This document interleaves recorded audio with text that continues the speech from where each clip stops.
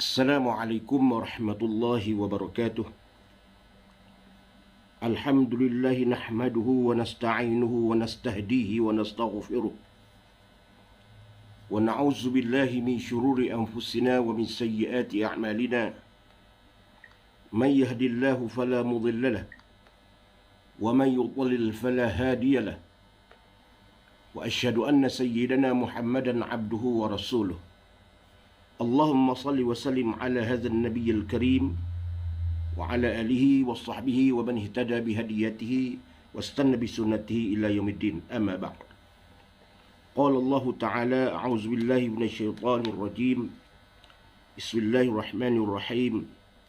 Wa la tarkanu ilal ladzina zalamu fatamassakumun nar wa ma lakum min dunillahi min awliya thumma la tunsarun. Sadaqallahul azim. Yang dihormati, dikasihi sekalian ahli keluarga, yang dihormati, dikasihi ibunda yang tercinta, yang disayangi adik-adik,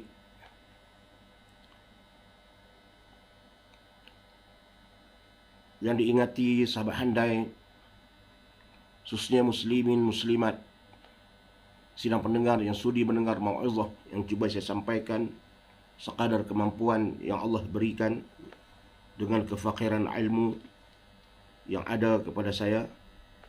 Mudah-mudahan menjadi pengajaran pada diri saya dan ahli keluarga dan kepada kita sekalian. Muslimin muslimat yang dirahmati Allah sekalian. Pertama dan selamanya kita bersyukur kepada Allah Subhanahu wa taala. Karena Allah masih berikan kehidupan kepada kita. Alhamdulillah kita dapat menunaikan solat maghrib, dan mudah-mudahan Allah terima ibadat yang kita lakukan tadi. Dalam kitab ada semayang yang Allah campak kembali kepada Tuan punya yang semayang itu. Bila selesai semayang, malaikat akan mengangkat ibadat semayang itu lalu dipersembahkan di hadapan Allah Subhanahu wa taala. Maka Allah Subhanahu wa taala memerintahkan malaikat supaya mencampakkan ibadat semayang kepada mereka yang punya semayang itu seperti campaknya kain buruk.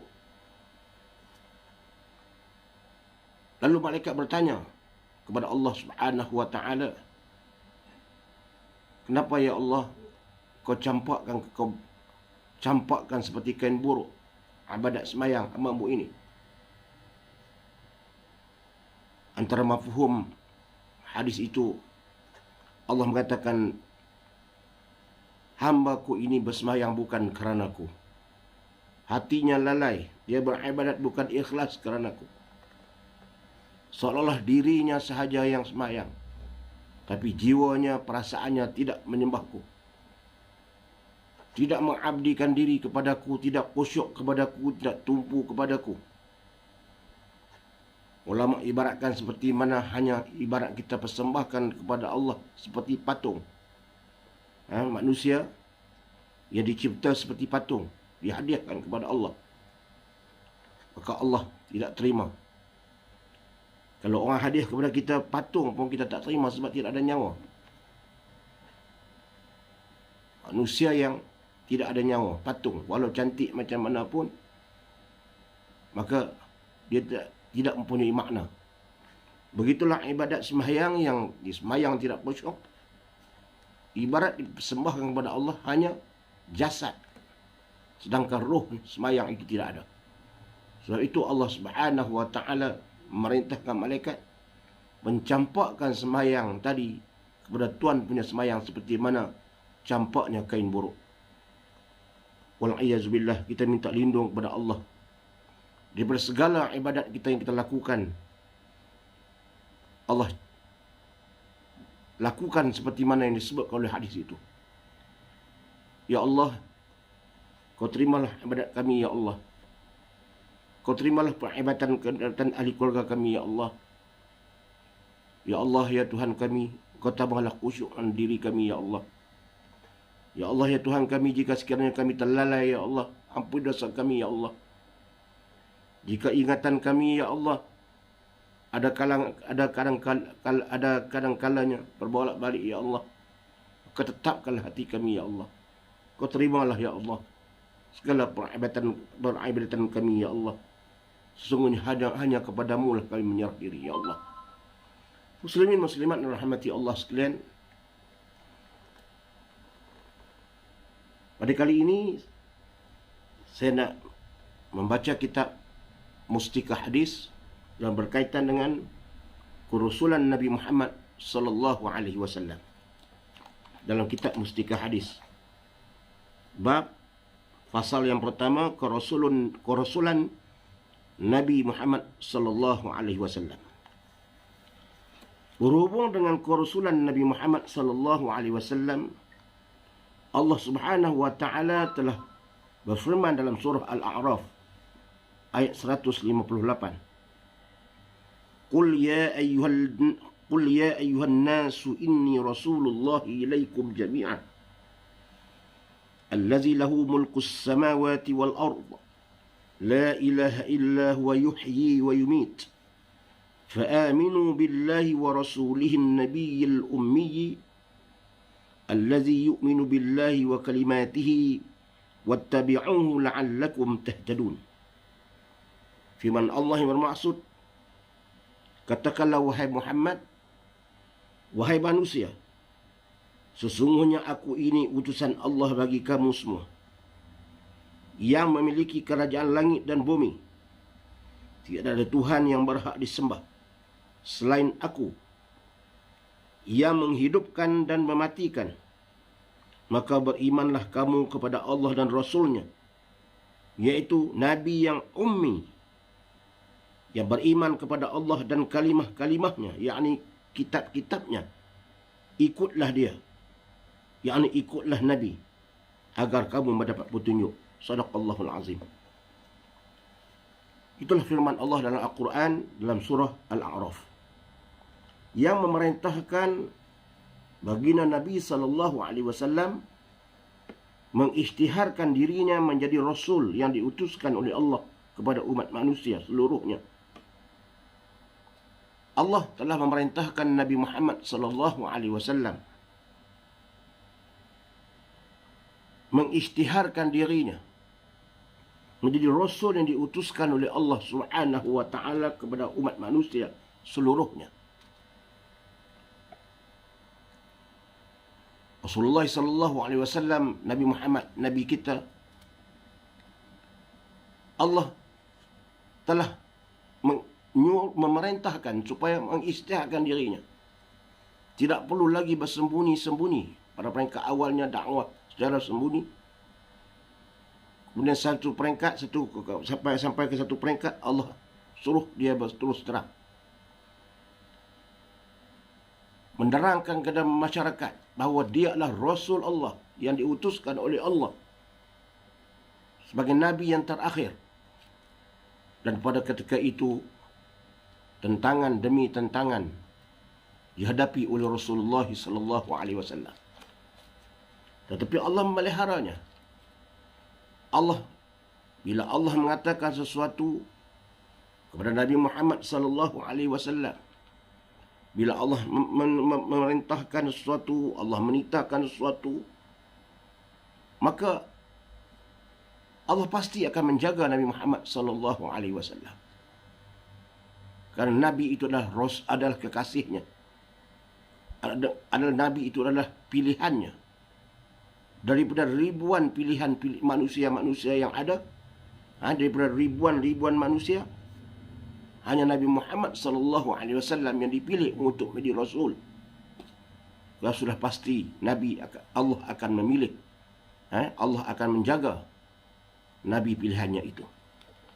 Muslimin muslimat rahmati Allah sekalian, Allah suruh Nabi mengisytiharkan dirinya bahawa dia adalah Rasulullah SAW yang diutuskan kepada umat manusia di akhir zaman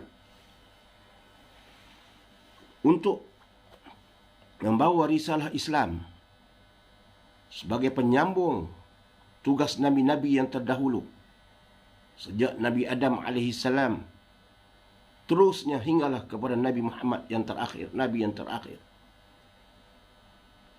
Muslimin muslimat rahmati Allah sekalian, seterusnya Allah menyuruh nak menerangkan kepada Nabi Muhammad sallallahu alaihi wasallam supaya memberitahu kepada umatnya, termasuk kita umat yang terakhir. Kita ni menerima Islam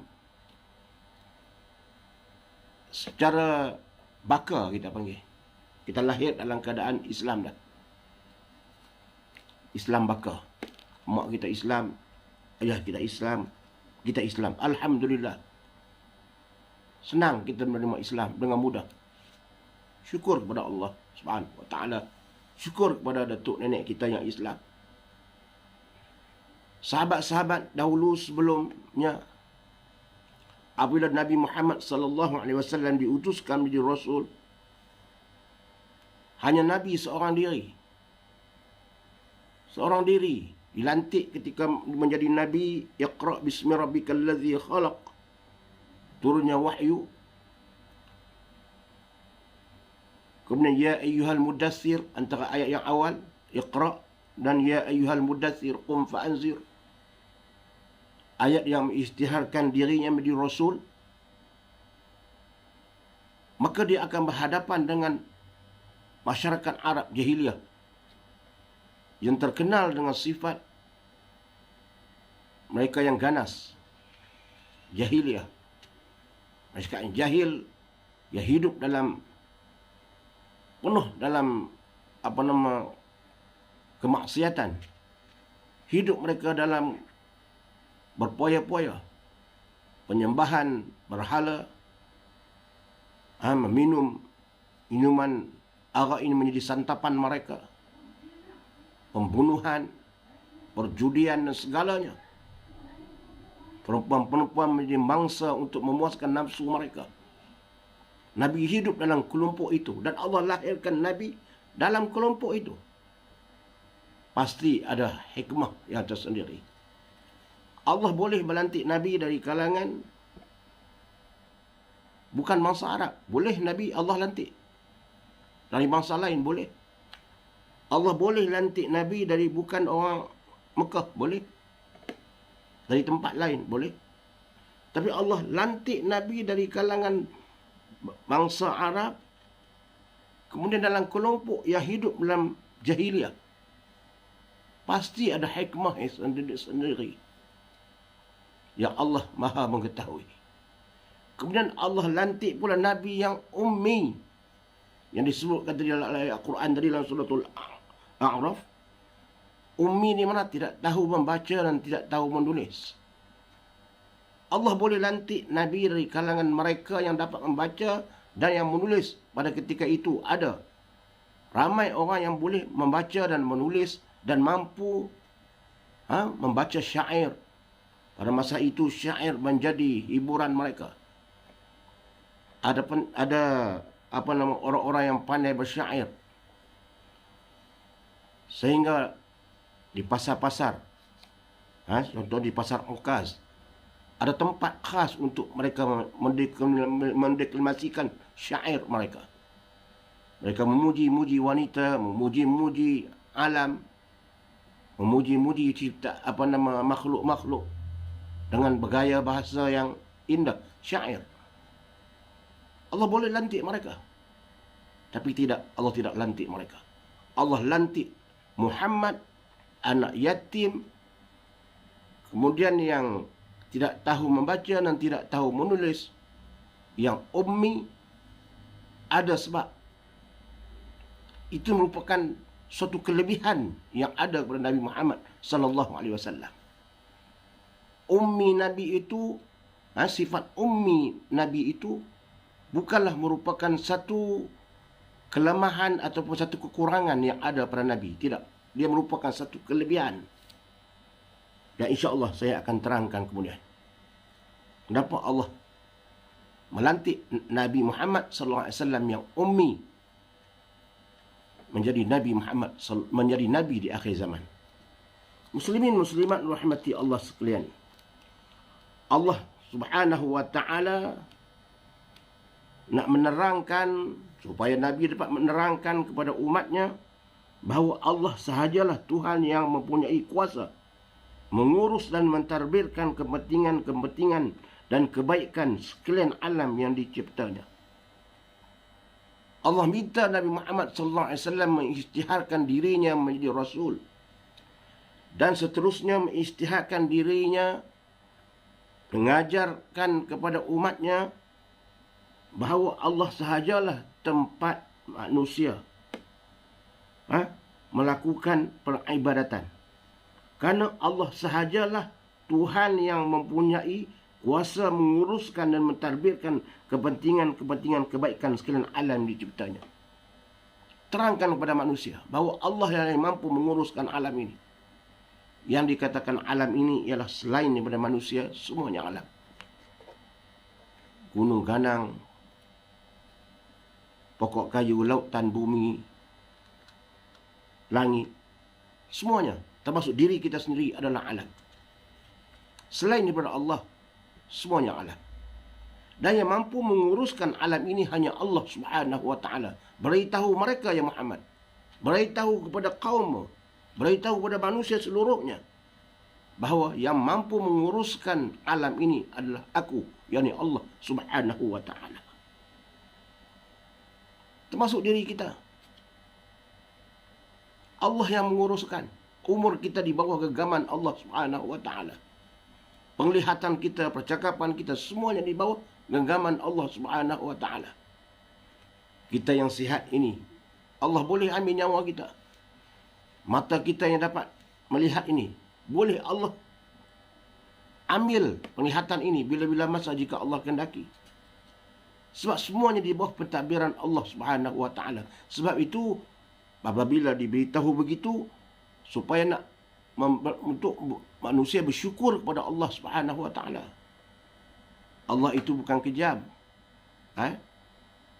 Apabila manusia itu dapat melihat, tiba-tiba Allah nak mengambil penglihatannya, mesti kadang-kadang ada asbab. Bukan kerana maksiat terus Allah ambil mata dia, kerana dia melakukan maksiat Allah ambil penglihatannya. Tidak. Allah tidak kejam. Allah itu Rahman, Ar-Rahim. Tapi nak menunjukkan bahawa semua yang ada ini Allah cipta, Allah yang mentadbir, Allah yang mengurus. Kita tidak mampu mengurus diri kita sendiri pun, Allah yang mengurus pendengaran kita semua.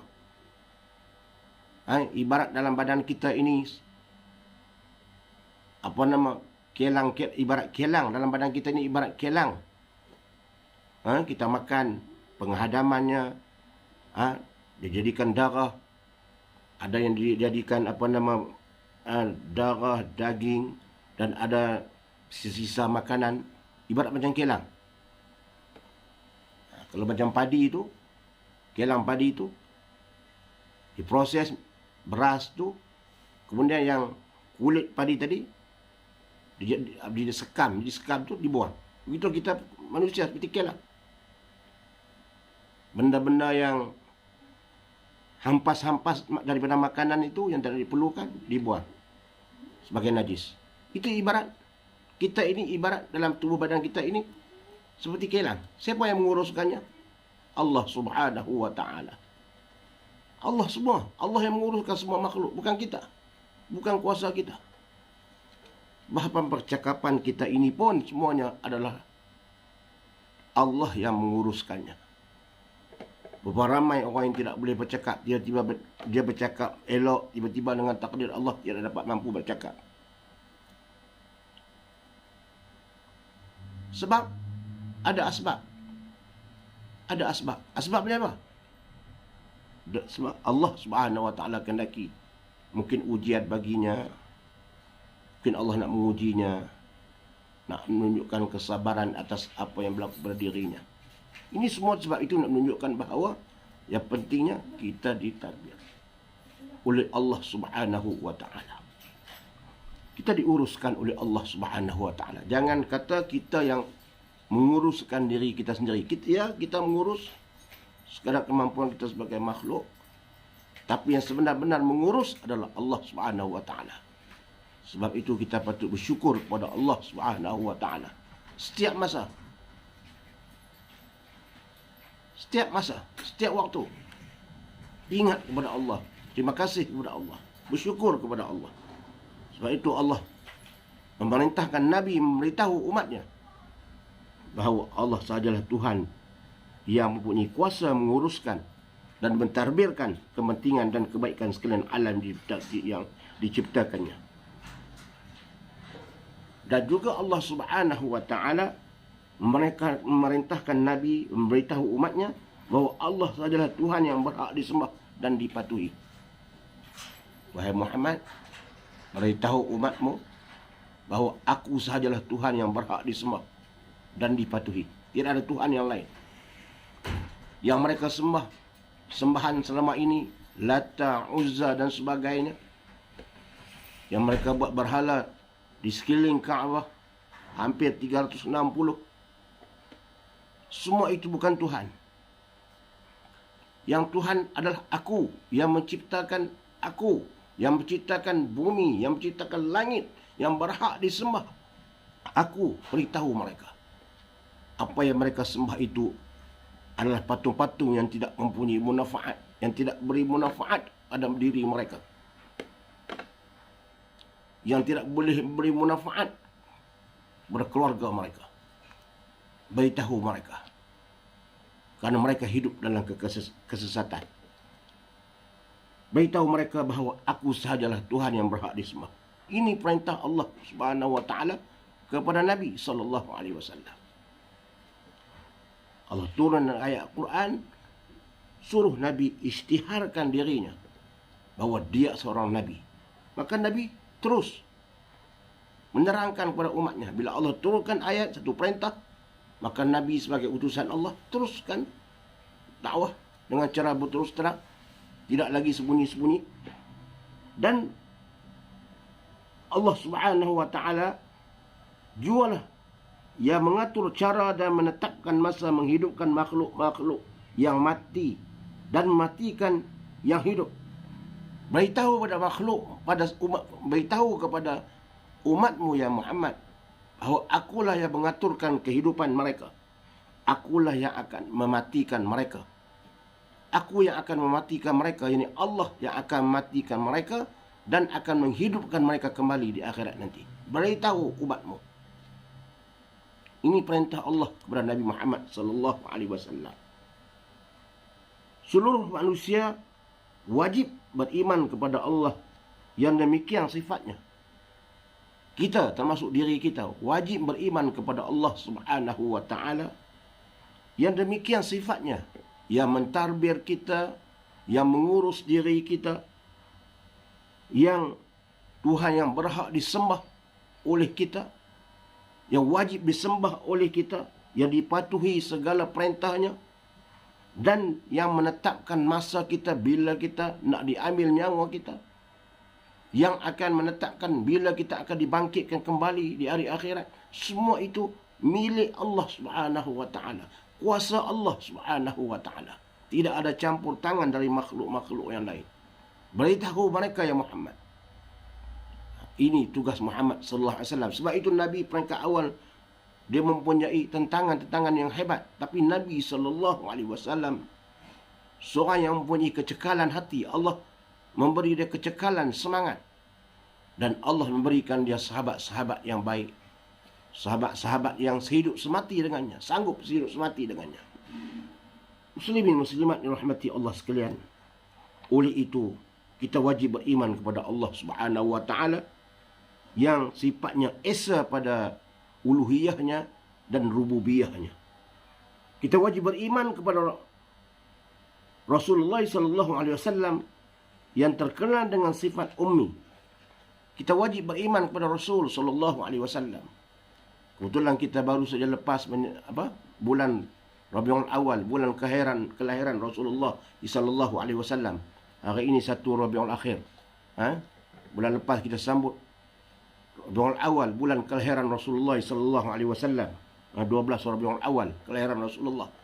Kita beriman kepada Rasulullah, wajib beriman kepada Rasulullah sallallahu alaihi wasallam yang terkenal dengan sifat ummi. Ummi ini sifat, yang maksud ummi ini ialah sifat tidak pandai membaca dan menulis. Itu dikatakan ummi. Yang beriman kepada Allah dan kepada semua perintah yang terkandung dalam segala kitab yang diturunkan oleh Allah.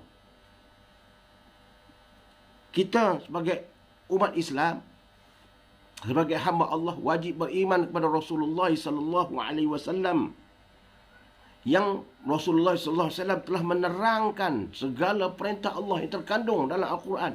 Segala apa yang Allah perintahkan, Nabi terangkan kepada kita. Nabi beritahu kepada kita semua. Segala-galanya. Nabi tidak sembunyi. Sifat Nabi tidak sembunyi. Dia amanah. Apabila selesai amanah yang disampaikan kepada kita semua, apabila sampai segala suruhan Allah, maka Allah Subhanahu wa taala wafatkan Nabi sallallahu alaihi wasallam. Kerana tugas Nabi telah selesai, maka Allah mengambil nyawa Nabi ketika umur Nabi 63 tahun.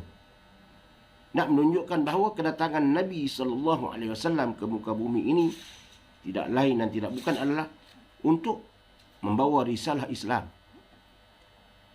Walaqad ba'asna fi kulli ummatin rasul. Bagi setiap umat itu Allah utuskan rasul. Setiap umat Allah lantik rasul-rasul, termasuk umat dahulu. Allah lantik Nabi Musa, Nabi Daud. Bagi umat kita, Allah lantikkan Nabi Muhammad sallallahu alaihi wasallam. Setiap umat Allah lahirkan Nabi. Walaqad ba'asna fi kulli ummatin rasulan. Apa tugas Rasul? An ya'budullah. Mengajak manusia untuk menyembah Allah. Wajtanibut taghut. Dan menjauhi perkara yang melanggar batasan, melampaui batasan. Itu tugas Rasul. Alhamdulillah kita menjadi umat Muhammad sallallahu alaihi wasallam. Allah lahirkan kita menjadi umat Muhammad sallallahu alaihi wasallam. Syukur kita kepada Allah. Karena banyak keistimewaan yang ada kepada umat Muhammad sallallahu alaihi wasallam. Muslimin muslimat dirahmati Allah sekalian. Kita beriman kepada Nabi sallallahu alaihi wasallam. Kemudian Nabi yang bersifat ummi. Sifat ummi adalah sifat yang tidak pandai membaca dan menulis. Kemudian Nabi Muhammad SAW, sifat ini bukanlah, sifat ini ialah satu antara sifat-sifat kelebihan yang teristimewa. Sifat ummi ini adalah satu sifat yang sifat kelebihan yang istimewa kepada Nabi Muhammad SAW. Bukan merupakan suatu sifat kelemahan yang ada kepada Nabi. Sifat ummi ini, sifat tidak tahu membaca, tidak tahu menulis, bukan satu sifat yang lemah bagi Nabi. Kelemahan bagi Nabi, tidak. Atau sifat kekurangan bagi Nabi, tidak. Dia merupakan sifat yang istimewa yang ada pada Nabi Muhammad SAW. Satu sifat kelebihan yang ada pada Nabi Muhammad SAW. Bahkan satu di antara mukjizat yang membuktikan sahnya dakwaan baginda sallallahu alaihi wasallam menjadi rasul. Bahkan pengarang mustika hadis mengatakan bahawa sifat ini antara mukjizat yang Allah Subhanahu taala berikan, salah satu tanda nak membuktikan bahawa sahnya dakwaan, seruan dakwah Nabi sallallahu alaihi wasallam. Karena pertama, kebolehannya dan kecekapannya membetulkan akidah kepercayaan umatnya yang sesat. Nak membuktikan bahawa kebolehannya dan kecekapannya yang boleh membetulkan akidah kepercayaan umatnya yang sesat. Nabi lahir dalam kelompok masyarakat yang sesat, yang mereka hidup dah bertahun-tahun dalam keadaan jahiliah, zaman kegelapan, zaman menggunakan undang-undang rimba. Siapa yang kuat, dia yang menjadi raja, dia yang menguasai sesuatu kawasan. Nabi lahir dalam kelompok itu. Nak menunjukkan bahawa dengan sifat ummi, sifat yang tidak tahu, tidak menulis, tidak tahu membaca, tiba-tiba Nabi Muhammad SAW mampu mengubah kedudukan masyarakat Arab yang hidup dalam keadaan jahiliyah. Nak menunjukkan bahawa benarnya Nabi Muhammad SAW itu Rasul. Seorang yang ummi, tidak tahu membaca, tidak tahu menulis, bagaimana dia mampu mengubah kepercayaan umatnya daripada menyembah berhala, yang bertahun-tahun menyembah berhala, akhirnya mereka meninggalkan berhala. Mereka kembali kepada Islam. Ramai yang ikut Nabi Muhammad SAW. Sedangkan yang mengikut Nabi SAW, orang yang cerdik, orang yang tahu membaca, orang yang tahu menulis. Tiba-tiba nak boleh mengikut Nabi Muhammad yang ummi. Kenapa? Karena mereka tahu bahawa Muhammad ini penyampaiannya, ajarannya adalah benar. Kalau kita lah tidak tahu membaca, tidak tahu menulis di zaman ini, mampukah kita mengubah masyarakat? Kita yang tidak tahu membaca, tidak tahu menulis, adakah kita boleh mampu mengubah masyarakat? Boleh mengubah satu keadaan? Atau kita boleh jadi pemimpin bagi sebuah negara? Tidak boleh. Adakah kita boleh menjadi pemimpin bagi satu negara? Bahkan bukan satu negara, bagi peringkat komuniti yang kampung pun, komuniti yang kecil pun, adakah orang akan mengangkat kita? Kita boleh mengubah suasana kampung kita, masyarakat kita, dengan keadaan kita buta huruf? Tidak mampu. Kita akan dipandang lekeh sebab tidak tahu membaca dan tidak tahu menulis. Tapi Nabi Muhammad SAW dengan sifat umminya, dia mampu mengubah masyarakat. Bahkan dia dilantik menjadi ketua negara. Orang lantik dia menjadi ketua negara. Seorang yang ummi. Kenapa? Karena dengan sifatnya, dengan kejujurannya, dan dengan sifat kecerdikannya. Nabi ini cerdik. Walaupun tidak tahu menulis dan tidak tahu membaca, dia mempunyai kecerdikan akal. Mempunyai ingatan yang kuat. Mempunyai pandangan yang jauh. Bahkan dia mengetahui kitab Taurat, kitab Injil. Dia mengetahui kisah-kisah umat dahulu. Dia tahu dari mana. Sedangkan dia tidak tahu membaca, dia tidak tahu menulis, tapi dia tahu kisah-kisah yang ada dalam kitab Taurat dan dalam kitab Injil. Dia tahu. Siapa yang menyampaikan kepadanya? Sedangkan dia tidak tahu membaca, tidak tahu menulis. Pernah orang-orang ahli kitab membaca kitab Taurat di depannya. Dia kata, kitab kamu yang kamu baca itu salah. Ada tersembunyi, ada lagi kalimah lain yang tertinggal. Ada lagi kalimah lain dalam kitab itu yang tertinggal. Sebab itu kitab Taurat itu yang ada, diangkat. Semua kitab Taurat yang ada di dunia itu diangkat oleh Allah. Termasuk kitab Injil diangkat. Sebab mereka mengubah isi kandungan. Nabi Muhammad SAW tahu bahawa isi yang mereka baca di hadapannya itu bukan yang sebenar. Dari mana Nabi Muhammad SAW tahu semua itu? Sedangkan Nabi lahir bukan di zaman Nabi Musa, bukan Nabi Muhammad lahir di zaman Nabi Isa alaihissalam. Ini nak menunjukkan kecerdikan Nabi dan nak menunjukkan bahawa Nabi ini adalah merupakan utusan Allah Subhanahu wa taala. Sebab itu Nabi kata, aku ni adalah utusan Allah yang diutuskan oleh Allah kepada kamu untuk membetulkan ketauhidan kamu. Yang apa yang kamu lakukan ini tidak betul, tinggalkanlah agama yang kamu lakukan selama ini tidak betul, tinggalkanlah agama yang nenek moyang, agama yang menyembah berhala-berhala ini. Yang kamu anggap agama kamu ini agama benar, tinggalkanlah amalan-amalan ini. Semua ini amalan-amalan jahiliah, dia ditentang. Bahkan yang menentangnya itu kan termasuk kalangan saudara maranya sendiri. Tapi demi untuk nak menegakkan risalah yang Allah perintahkan kepadanya, Nabi terpaksa menyampaikan. Nabi menyampaikannya. Sehingga diusir dia. Peringkat sampai nak dibunuh. Diusir dari Mekah. Nabi tidak meninggalkan dakwah. Nabi pergi berhijrah ke Madinah. Penyampaian terus dilakukan. Dakwah terus disampaikan. Akhirnya Madinah menjadi kota yang memancar. Dari Yathrib nama Yasrib ditukar kepada Al-Madinatul Munawwarah, bandar yang memancar cahaya. Dan akhirnya Madinatul Munawwarah menjadi kota yang besar, yang terkenal. Dan Nabi dilantik menjadi ketua negara. Adakah orang yang ummi ini, yang tidak tahu membaca dan menulis, mampu untuk menjadi ketua negara di zaman sekarang? Tidak. Tapi keistimewaan Nabi SAW yang ummi, yang tidak tahu membaca, tidak tahu menulis, dilantik menjadi ketua negara. Padahal ramai yang boleh membaca, boleh menulis. Nak menunjukkan bahawa kebenaran Islam, nak menolakkan dakwaan kaum musyrikin, nak menunjukkan menolak hujah mereka, mengatakan bahawa Al-Quran ini ciptaan Muhammad sallallahu alaihi wasallam.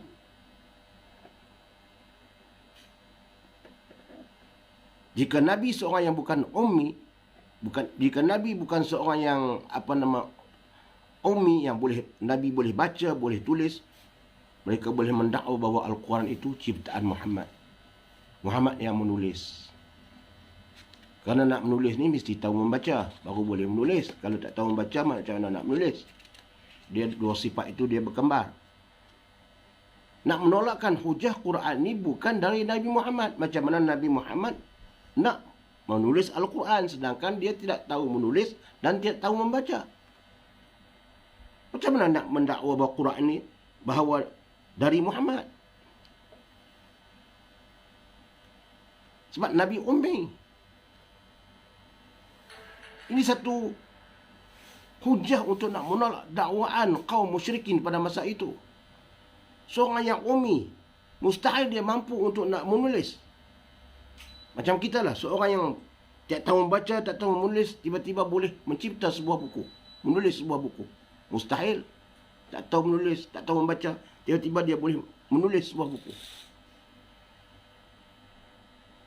Ini Al-Quranul Karim. Mereka awal Nabi SAW tidak bagi sahabat-sahabat menulis Al-Quran. Apabila datang wahyu kepada Nabi Muhammad SAW, apabila malaikat Jibril datang bawa wahyu, selama 23 tahun, wahyu diturunkan sedikit demi sedikit, sehinggalah sampai habis sebuah Quran itu. Nabi hafal di dalam dadanya. Bila datang wahyu, Nabi ingat di dalam dadanya. Quran itu ada di dalam dadanya. Sebab itu Nabi dikatakan bahawa Quran yang bergerak. Segala gerak-geri Nabi, percakapan Nabi, semuanya terkandung dalam apa yang ada dalam Al-Quran.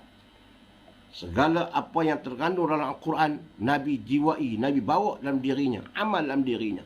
Sebab itu Nabi dikatakan bahawa Quran yang bergerak. Nabi amalkan segala apa yang terkandung dalam Al-Quran. Kemudian Nabi bila membaca ayat Al-Quran, ahli-ahli sihir pun terpegun. Sesama mereka pun heran. Macam mana Nabi boleh bercakap satu bahasa yang indah, mengalahkan syair, mengalahkan bahasa syair. Bahasa Al-Quran ini mengalahkan bahasa syair. Tata bahasanya, keindahan bahasanya mengalahkan syair. Sehingga ahli syair pun heran macam mana Nabi boleh dapat membaca ayat bahasa-bahasa, menggunakan bahasa-bahasa Al-Quran, bahasa-bahasa yang seperti ini, bahasa-bahasa Arab yang seperti ini, Quran dalam bahasa Arab. Tetapi lahjahnya bukanlah lahjah Arab, percakapan Arab biasa. Ini tak pernah didengar oleh orang Arab, bahasa seperti ini, tata bahasa seperti ini. Sehingga ahli syair pun hairan. Nabi ini ummi, tidak tahu menulis, tidak tahu membaca, tapi mampu menyebut kalimah-kalimah bahasa Arab yang begitu indah. Ini nak menunjukkan kebenaran bahawa Al-Quran ini adalah daripada Allah Subhanahu Wa Taala, bukan dari Nabi Muhammad. Sebab Nabi Muhammad itu ummi. Nabi lahir dalam keadaan dia tidak tahu membaca, tak tahu menulis, untuk nak melawan hujah masyarakat kaumnya. Sehingga Allah mencabar. Allah beritahu dalam Al-Quran, wahai Muhammad, jika mereka mengatakan bahawa Quran ini ciptaan kamu, Suruh mereka buat satu surah seperti mana yang ada dalam Al-Quran. Buat seperti bahasa Al-Quran. Buat satu surah. Apa adalah ayat Quran? Wa in kuntum fi raibin mimma nazzalna ala abdina fa'tu bi suratin min mislihi wad'u syuhada'akum min dunillahi in kuntum shadiqin. Fa in taf'alu wa lan taf'alu fattaqun nar allati ila akhir al-ayah. Wa in kuntum fi raibin mimma nazzalna ala abdina, jika mereka ragu-ragu bahawa Quran ini, wa in kuntum fi raibin mimma nazzalna ala abdina, mereka ragu-ragu bahawa aku yang menurunkan Al-Quran ini kepada hambaku Muhammad SAW, bahawa Quran ini adalah daripada Allah, daripada Tuhan kamu. Suruh mereka buat satu surah seperti mana yang ada dalam Quran. Buat satu surah pendek. Buat. Maka cipta, karang sebuah. Karang ayat yang pendek pun tak apa. Macam surah Al-Ikhlas ke, surah Alam Tarokai, surah Fil ke, Alam Tarokai ke. Buat satu surah pendek pun tak apa. Gunalah bahasa yang mereka pandai. Yang mereka boleh, mereka syair boleh. Kenapa ayat yang pendek seperti Quran tidak boleh? Surah pendek-pendek. Masa surah Ikhlas ke, buat. Wad'u syuhada'akum min dunillah. Panggillah mereka syuhada, saksi-saksi yang ada. Panggillah pijak pandai yang ada di kalangan mereka. Kumpul, buat satu surah. Panggil. Aku nak melepaskan diri, bukan aku hanya nak melihat, kata Allah. Selain daripada Allah. Wad'u syuhada'akum min dunillah. Panggillah segala pijak pandai mereka. Selain daripada Allah, panggil. Yang mana di dunia ini yang ada yang mereka kenal, yang pandai ahli bahasa, panggil mereka buat satu surah. Wad'u syuhada'akum min in kuntum shadiqin, jika sekiranya mereka itu benar. Jika kenyataan mereka bahawa Quran ini ciptaan Muhammad, ciptaan kamu ya Muhammad, suruh mereka buat satu surah. Jika mereka benar. Allah sebut fa in taf'alu, jika sekiranya mereka tidak mampu, walan taf'alu, dan mereka tidak akan mampu, kata Allah. Sekiranya mereka tidak mampu, dan mereka memang tidak akan mampu, kata Allah. Walan, lan ni makna nafi, sama lamanya. Mereka tidak akan mampu untuk mencipta sebuah Al-Quran seperti mana yang kamu baca itu, seperti mana yang kamu terangkan itu. Maka hendaklah mereka takut. Fattaqun nar, takutlah mereka kepada api neraka Allah. Ini nak menunjukkan bahawa kebenaran yang ada, yang dibawa oleh Muhammad sallallahu alaihi wasallam, Al-Quran ini bukan ciptaan Nabi Muhammad sallallahu alaihi wasallam. Sebab itu kebolehan dan kecekapan Nabi sallallahu alaihi wasallam yang ummi ini nak menunjukkan betapa hebatnya Nabi SAW. Dan Nabi Muhammad SAW, walaupun dia ummi, dia bukan hendakkan pengikut-pengikutnya ataupun umat-umatnya ummi sepertinya. Tidak. Dia ummi, Nabi Muhammad ummi ini adalah merupakan satu kelebihan yang Allah berikan kepada Muhammad. Dan Muhammad SAW mahu umatnya boleh membaca dan boleh menulis.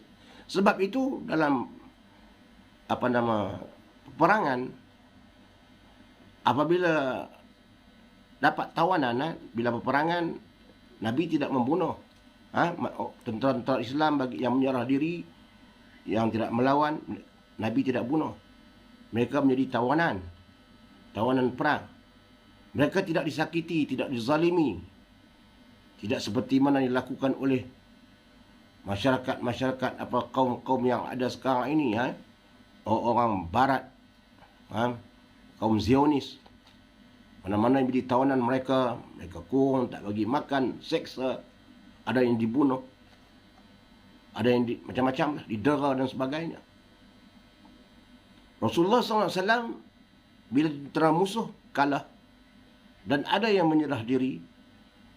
Bagi mereka yang menjadi tawanan itu, Rasulullah SAW, terutamanya bagi yang perempuan yang boleh membaca dan boleh menulis, Nabi memerintahkan seorang tawanan mengajar 10 orang yang tidak tahu membaca di kalangan bangsa Arab, yang tak boleh membaca ataupun yang boleh membaca tapi tak berapa lancar, tak berapa lancar lah kita kata, maka ajar mereka sehingga pandai. Seorang tawanan mengajar 10 orang Arab, mengajar jadi cikgu lah, sehingga pandai, budak sama ada kanak-kanak ataupun orang dewasa. Bila sudah pandai, maka dia dibebaskan. Dia tidak didera. Islam ini bukan agama yang cukup indah, tidak didera. Dimakan cukup, dijaga cukup. Hanya mengajar umat Islam, mengajar tawanan-tawanan tadi, mengajar orang Islam, masyarakat Arab, masyarakat di Madinah itu, di Mekah atau di Madinah, menjadi pandai. Di Madinah lah, Nabi banyak duduk di Madinah. Dalam peperangan ini banyak Nabi sudah duduk di Madinah.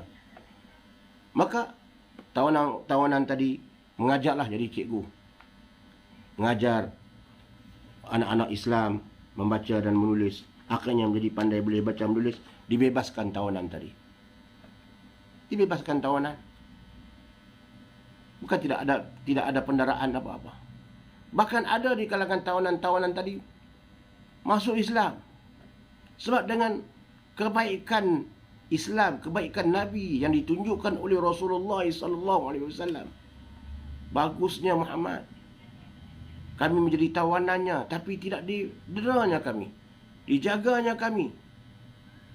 Ini yang menunjukkan bahawa Islam ini agama yang adil. Islam ini agama yang terbaik. Nabi Muhammad SAW ini adalah pemimpin yang agung.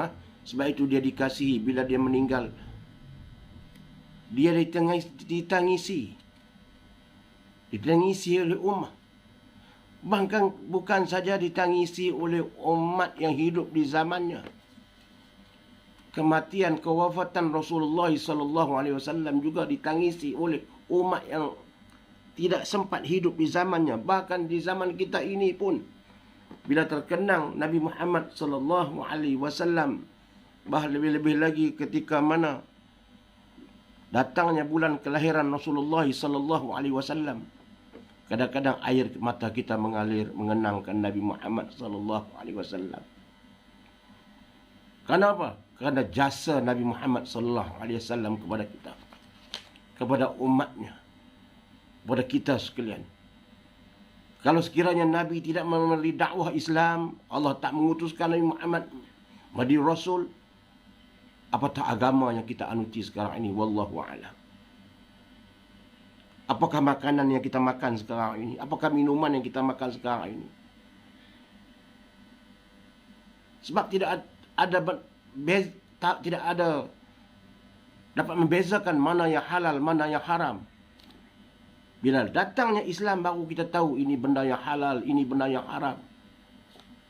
Maka jika tidak diutuskan Nabi Muhammad SAW, maka wallahu alam, apakah makanan yang kita makan, apakah minuman yang kita makan, apakah pakaian yang kita pakai, semua ini diajar oleh Nabi Muhammad SAW.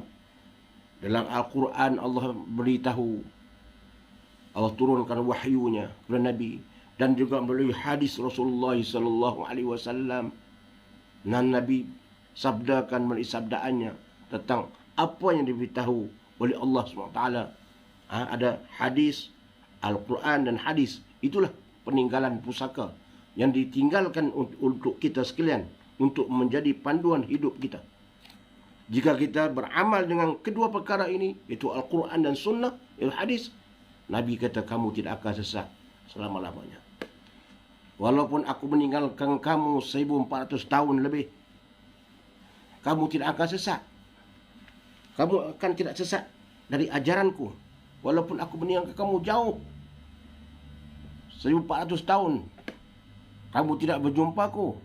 Dan memang kamu tidak pernah berjumpa denganku, tidak bertemu denganku. Tapi ajaranku sampai kepada kamu. jika kamu berpegang pada dua perkara ini. Tapi jika sekiranya kamu meninggalkan dua perkara pusaka yang aku tinggalkan ini, kamu akan sesat. Sebab itu kita perlu beramal dengan Al-Quran dan hadis. Kita tadabbur, baca Al-Quran, tengok makna, apa perintah Allah, apa kata-kata Allah. Lihat hadis, apa peringatan hadis, apa kata-kata Rasulullah sallallahu alaihi wasallam. Inilah peninggalan Nabi kepada kita. Bagi yang tak sempat, bagi yang tak sempat nak berjumpa dengan Nabi. Umat-umat zaman Nabi dulu, mereka tak baca pun tak apa, mereka tanya terus. Mereka tak tulis pun tak apa, ada masalah mereka tanya, berjumpa terus tanya, berhadapan, talaqi, bertanya, berkawan dengan Nabi, duduk dengan Nabi. Nabi biasa duduk dengan mereka. Bagi kita, Nabi tinggalkan pusaka, Quran dan hadis, peninggalan. Rujuklah. Jangan dia menjadi hanya hiasan. Janganlah hadis dan Al-Quran ini hanya menjadi hiasan di rumah kita. Pusaka yang Nabi tinggalkan ini bukan untuk dijadikan hiasan semata-mata. Dan Nabi tidak suruh kita menjadikan Quran dan hadis ini sebagai hiasan. Nabi suruh kita beramal, membaca, tadabbur, beramal untuk diri kita. Beramal untuk keluarga kita dan masyarakat dan negara. Ini perintah Allah Subhanahu wa taala dan perintah Nabi Muhammad sallallahu alaihi wasallam. Dengan sifat ummi lagi, Nabi Muhammad mampu memperbaiki akhlak masyarakat yang buruk, masyarakat yang sentiasa bersengketa sejak beratus tahun. Mampukah kita di zaman ini, jika kita ummi, tidak tahu membaca, tidak tahu menulis, boleh memperbaiki akhlak orang? Kita tak tahu membaca, tak tahu menulis, tiba-tiba kita nak betulkan akhlak orang. Pasti orang kata, kamu sendiri tak tahu tulis, tak tahu baca, macam mana nak baiki akhlak kami? Macam mana kamu nak menyatukan kami yang bertelingkah ini? Sedangkan kamu untuk ummi, tak tahu baca, tak tahu menulis, ataupun kita kata buta huruf. Kamu ni buta huruf, macam mana nak perbetulkan kami? Kami ni orang boleh baca, kami ni orang bijak, kami ni ada di kalangan kami ni doktor, ada PhD. Kamu ni tak tahu baca, tak tahu menulis, macam mana kamu nak mendamaikan kami? Ini jika kita buta huruf di zaman ini. Tapi Nabi Muhammad sallallahu alaihi wasallam, ummi dia adalah merupakan kelebihan. Ummi Nabi, sifat tidak tahu membaca, tidak tahu menulis, mampu menyatukan masyarakat yang bergaduh beratus-ratus tahun. Di antaranya kaum Ansar, kaum Ansar yang terdiri daripada Aus dan Khadraj, bergaduh beratus tahun. Mampu Nabi mendamaikan. Dan perkara yang luar biasa yang tidak pernah dikurniakan Tuhan pada Rasul-Rasul terdahulu daripadanya, alaihi salatu wassalam. Sifat ummi yang ada pada Nabi Muhammad SAW, sifat ummi yang tidak tahu membaca, tidak tahu menulis ini adalah merupakan Nabi yang pertama, yang tidak ada pada Nabi-Nabi yang lain. Nabi-Nabi yang lain tahu menulis, tahu membaca. Sifat ummi ini hanya diberikan kepada Nabi Muhammad SAW, satu kurniaan. Seorang Nabi yang ummi tapi mampu mentadbir negara, mampu mendamaikan masyarakat yang bersengketa, mampu mengubah masyarakat yang hidup dalam keadaan jahiliah. Akhirnya Islam itu tersebar luas, bukan saja di Mekah dan di Madinah, termasuk negara-negara di sisi sekitar negaranya, seluruh alam. Dikatakan Islam ini menyinari seluruh alam. Islam sampai ke seluruh alam. Selepas kewafatan Nabi SAW, Islam menyinar sampai ke seluruh alam. Peringkat masa Nabi hidup, negara-negara sekitarnya mampu Nabi tawan. Nabi mampu berdakwah, mampu bawa utusan. Sampai ke Yaman, Nabi hantar utusan. Bagaimana seorang yang ummi menjadi ketua negara? utusan-utusan raja-raja yang bijak, yang bijak mampu mengikut cakap-cakap Nabi SAW. Kerana apa? Kerana mereka melihat kebenaran apa yang disampaikan oleh Rasulullah SAW. Sebab itu Nabi Muhammad ada jurutulis dia. Ada jurutulis. Bila Nabi nak mengantarkan satu surat pada raja-raja, Nabi suruh jurutulisnya tulis, Nabi memberitahu, benda hantar kepada raja-raja supaya menerima Islam, menerangkan kebaikan Islam. Tapi tidak memaksa. Kalau ada tak menerima, Nabi tidak memaksa. Tapi yang bagi yang menghina Islam, nak bermusuh dengan Islam, dan melakukan kezaliman kepada Islam, Nabi serang negara tersebut. Nabi serang. Jika mereka melakukan pencerobohan pada utusan, jika sekiranya utusan-utusan dihantar oleh Nabi itu, contohnya lah diugut dan nak dibunuh, maka Nabi menghantar bala tenteranya. Nabi tidak biarkan. Tapi jika sekiranya dakwah yang diutuskan kepada Nabi oleh Nabi tidak diterima dengan baik, Nabi tidak menyerang negara tersebut. Sebab Islam ini datang bukan dengan paksaan. La ikraha fid din. Tidak ada paksaan dalam agama. Lakum dinukum waliyadin, bagi mereka agama mereka. Tapi seruan dakwah Nabi teruskan. Tapi jangan mereka memusuhi Islam, menghina Islam. Ini sifat yang ada pada Nabi Muhammad SAW. Yang kedua, kelebihan dan kecekapan baginda Nabi SAW menjalankan tugas dan menyampaikan segala yang telah disampaikan meliputi Al-Quran dan hadis. Sedang baginda SAW bersifat ummi adalah bukti yang nyata menunjukkan bahawa baginda SAW dapat mencapai semua itu dengan jalan wahyu semata-mata sebagai utusan Tuhan. Mampu Nabi Muhammad SAW 114 surah yang terkandung dalam Al-Quran Nabi tinggalkan. Kemudian kitab-kitab hadis berjilid-jilid, sabdaan-sabdaan Nabi, hadis-hadis percakapan Nabi berjilid-jilid yang diriwayatkan oleh perawi-perawi hadis. Al-Quran 114 surah ditinggal oleh Nabi. Kitab hadis yang ditinggalkan oleh Nabi selepas wafatnya. Dan Al-Quran yang ditulis selepas kewafatan Nabi 114 surah yang mana sahabat-sahabat ingat, tulis balik, takut lupa. Nabi pada zaman hidup, masa dia hidup, dia tak bagi tulis. Kerana takut bercampur dengan hadis percakapannya. Sebab Al-Quran ni tak mau tercampur dengan hadis. Cukup dihafal. Tapi ada sahabat-sahabat yang ingat, ada sahabat-sahabat yang ingat, ada yang tulis kadang-kadang di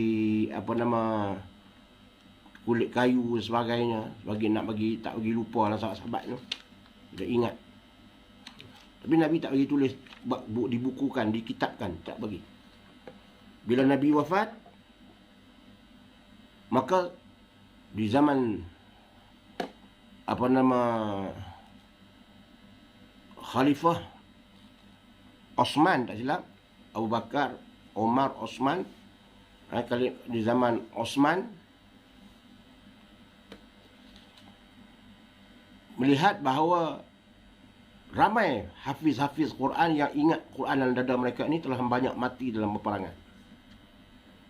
Sehingga Sayyidina Umar, jika tak silap saya minta maaf lah, ataupun Sayyidina Osman, melihat bahawa jika Quran ini tidak ditulis, dibimbang bahawa jika banyaknya mati orang-orang yang ingat Al-Quran, yang hafal Quran dalam dada mereka ini, maka Quran itu tidak diwarisi, tidak dapat diingat oleh generasi yang belakang. Sebab mereka yang hafal Al-Quran ini, sahabat-sahabat ini, mereka bukan hanya hafal Quran duduk di masjid, tidak. Bukan, mereka ni bila hafiz duduk di masjid. Bila hafiz pergi semayang di masjid datang baru balik. Bukan. Mereka terjun dalam medan peperangan. Mereka terjun dalam medan dakwah. Bukan mereka sekadar berceramah saja. Dalam peperangan. Mereka terjun dan mereka terkorban, syahid. Walaupun mereka, soalan hafiz mereka, dengan sifat al-hafiz mereka itu bukan satu keistimewaan yang ada pada mereka. Mereka boleh duduk saja. Boleh duduk mengajar saja di masjid. Tidak. Mereka terjun. Baju-baju mereka penuh dengan debu-debu. Padang pasir. Mereka berkuda. Naik kuda. Dalam gerombolan tentera-tentera melawan musuh-musuh Islam. Sedangkan mereka itu hafiz. Lalu banyak yang terkorban. Lalu sahabat-sahabat khalifah-khalifah Islam ini memikirkan macam mana nak buat ni. Makin ramai dah mereka-mereka yang dapat mengingati Al-Quran, yang hafal Al-Quran meninggal. Lalu Sayyidina Osman, jika tak silap, mengatakan bahawa bagus kita tulis Al-Quran ini. Masih lagi ada orang yang mengingati Al-Quran, maka kita tulis. Selalu ditulislah. Dia ambil mereka yang masih mengingatkan Al-Quran itu, ramai hafal Al-Quran itu, ditulis. Kita kata ditulis, dibukukan, dikitabkan. Ada tukang tulisnya, penulis yang pandai, yang bijak menulis.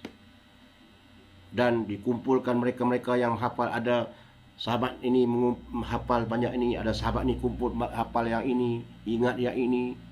Kemudian banyaklah.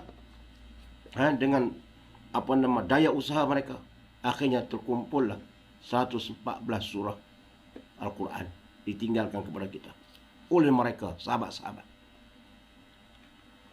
Ini semua juga adalah merupakan ilham daripada Allah Subhanahu wa taala. Ilham daripada Allah Subhanahu wa taala kepada mereka, generasi awal Islam. Sebab itu Allah kata sahabat-sahabat ini adalah merupakan ibarat bulan. Jika Nabi itu ibarat bulan, sahabat-sahabat itu ibarat bintang-bintang yang mengelilingi bulan. Mereka itu ibarat mengelilingi bulan. Mereka itu mengelilingi Nabi SAW, dekat dengan Nabi SAW. Jika Nabi itu bulan, sahabat-sahabat itu ibarat bintang-bintang. Sekarang sahabat sudah tidak ada. Nabi lagi tak ada dah. Jika ada itu semua Nabi palsu. Tapi yang ada kepada kita hanyalah ulama-ulama. Dekatilah ulama-ulama. Ulama-ulama inilah pewaris-pewaris Nabi. Jangan kita bermusuhi ulama. Jangan kita bercakap sesuatu perkara yang tidak baik kepada ulama-ulama. Hari ini banyak kata-kata kesat ditujukan kepada para ulama. Kadang-kadang mengatakan kata-kata yang tidak patut. Ya, ulama bukan maksum. Ulama melakukan kesilapan. Tetapi teguran kepada mereka biarlah beradab. Karena Allah Subhanahu wa ta'ala amat menyayangi, amat menyantuni ulama-ulama ini. Nabi kata al-ulama'u warasatul anbiya. Ulama ini adalah pewaris Nabi. Bila Nabi cakap, Nabi bercakap bukan dengan percakapan diri dia saja. Dia menerima wahyu daripada Allah. Segala percakapan Nabi itu adalah dari datangnya daripada Allah Subhanahu wa ta'ala. Dalam Quran pun Nabi sebut, orang yang takut kepada Allah itu innama yakhshallahu min ibadihil ulama. Jika tidak silap saya, tapi maknanya begitulah mafhumnya. Sesungguhnya orang yang takut kepada Allah adalah terdiri pada ulama-ulama. Jadi kita nak memusuhi ulama-ulama, bercakap tak baik kepada ulama-ulama, bahkan kadang-kadang mengatakan nista kepada ulama-ulama. Jangan. Kita ambil keberkatan ulama-ulama, mendekati mereka, menuntut ilmu daripada mereka.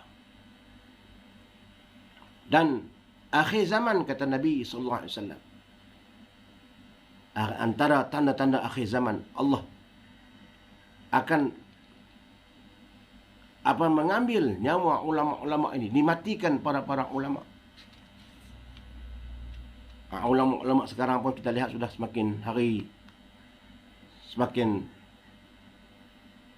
tak ada dah, kita kata meninggal, dan yang menggantinya pun tak sama dengan yang telah pergi. Ada yang menggantinya ada ilmu, bukan kata tak ada, bukan kita kata tak ada ilmu, ada, tapi nak asalnya seperti asal tidak dapat. Kita tengok pondok pun cukup, pengasas pondok seorang yang alim, penggantinya ya ada yang mengganti tapi tak sama dengan yang asal. Maknanya tanda-tanda akhir zaman itu betul kata Nabi, dimatikan para ulama, dicabut, bukan ilmu-ilmu yang ada ini makin hilang, dengan dimatikan para ulama. Akhirnya tinggallah orang-orang yang jahil. Tinggallah orang-orang akhir zaman nanti, tinggallah orang-orang yang jahil. Akhirnya tinggal orang yang jahil itu, yang mengaku ulama tapi bukan dia ulama. Dia menggelarkan diri dia ulama. Akhirnya dia pun berfatwa, memberi fatwa. Memberi fatwa bukan dengan ilmu yang ada padanya. Akhirnya dia menyesatkan, dia sesat dan menyesatkan orang lain. Fa'aftau bi ghairi ilm fadallu wa adallu. Dia memberi fatwa dengan bukan dengan ilmunya, akhirnya dia sesat dan menyesatkan orang lain. Akhirnya inilah yang berlaku di akhir zaman. Apabila ulama-ulama tidak lagi didekati, tidak lagi dihormati, ulama-ulama diperkatakan macam-macam, kadang-kadang tidak diikuti kata-katanya, maka akhirnya apabila mati ulama itu, baru kita rasa baru kita kata, misalnya dulu masa dia hidup aku tak sempat menuntut ilmu padanya, penyesalan itu sudah tidak berguna. Bila mati ulama dalam satu kampung, ibarat cahaya yang ada di kampung kita itu telah hilang satu cahaya. Jika ada ulama dalam kampung kita meninggal, dalam satu daerah kita meninggal seorang ulama, ibarat satu cahaya telah hilang. Mana? Semakin malam. Makin banyak lagi ulama-ulama yang cerdik pandai agama yang mati dalam kampung kita, makin banyak kegelapan di kampung kita. Sebab Allah memberkati sebuah negeri, sebuah negara, jika masih ada ulama-ulama yang beramal dengan ilmu mereka, maka keberkatan Allah berikan kepada mereka. Keberkatan Allah berikan kepada tempat itu, pada daerah itu. Tapi jika dalam daerah itu ulama-ulama sudah tidak ada, maka kegelapan akan berlaku. Yang jahil akan mula menguasai, maksiat akan bermaharajalela. Sebab tidak ada lagi yang menegur, tidak ada lagi yang mengajar, tidak ada lagi ilmu-ilmu, majlis-majlis ilmu. Sebab tidak ada ulama. Yang ada tidak mempunyai ilmu yang seperti mana yang ulama yang dikehendaki dalam Islam. Akhirnya tinggallah ulama-ulama fadallu wa adallu. Dia sesat dan menyesatkan orang lain, memberi fatwa yang menyesatkan. Sekarang pun terdapat dah orang cerdik pandai, kita kata cerdik pandai, tapi mengajar banyak perkara yang meragu-ragu, yang meragukan. Yang kita sendiri yang bukan alim ini pun bila mendengar kata-katanya bertentangan dengan apa yang Rasulullah sallallahu alaihi wasallam beritahu.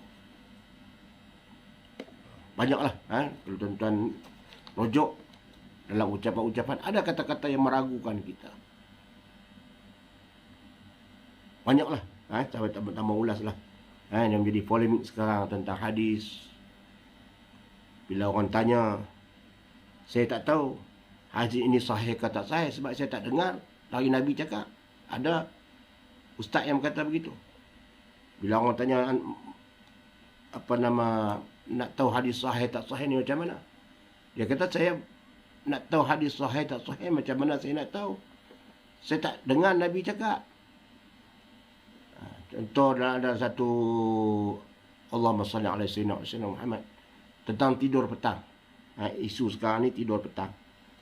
Adakah Nabi sallallahu alaihi wasallam, ada hadis yang mengatakan bahawa Nabi tidak menggalakkan kita tidur waktu petang? Dia jawab, macam mana saya nak jawab? Dia kata soalan itu, saya tak dengar Nabi cakap. Saya tak hidup zaman Nabi, saya tak dengar Nabi cakap.